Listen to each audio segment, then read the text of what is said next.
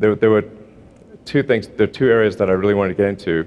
One was sustainable energy, production and consumption of energy in a sustainable manner, and the other was space exploration.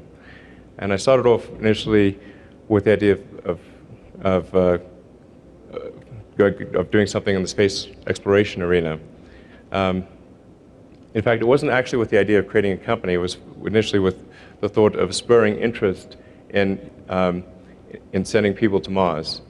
So I put together this idea called Mars Oasis, which was to send a small greenhouse to the surface of Mars and get people excited about the idea of going there, and thus increase NASA's budget in order to make it happen. As I got more and more into that, I discovered that the real issue was that the cost of space transportation was really high, in fact, and it was getting worse. So we're used to technology getting better every year, but in some arenas it actually does not. It gets worse, particularly when you consider that in 1969 we were able to go to the moon, and then we were unable to go beyond low Earth orbit. And now with the space shuttle retired, we're not even able to go to Earth orbit at all, even with people. So that's, that was not the right trajectory. So I actually went to Russia 3 times to look at buying an ICBM to launch this mission. Just very crazy. Very cool. Yeah.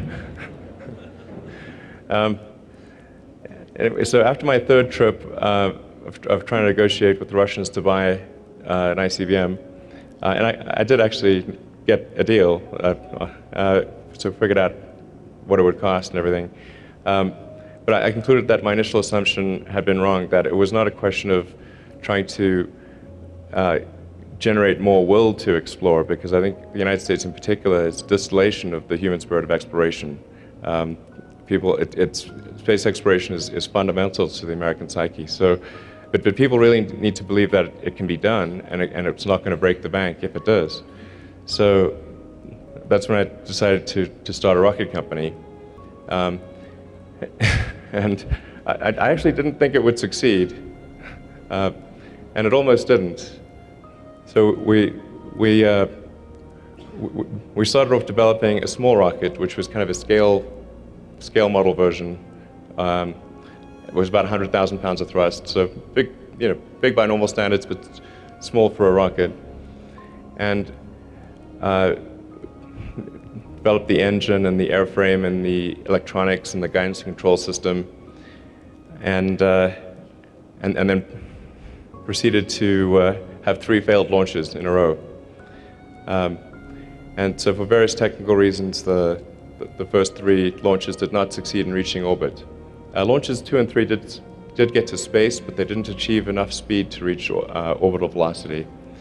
So this is 2008, and so we're heading into the recession, and we had 1 rocket left. Unfortunately, in late 2008, that 4th launch did work, and we made it to orbit.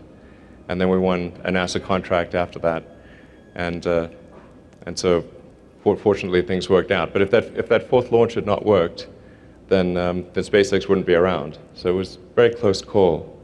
In fact, when I started, I thought, okay, I've got enough money. I think I've got enough money for 3 launches. Unfortunately, it was just enough to make that 4th one.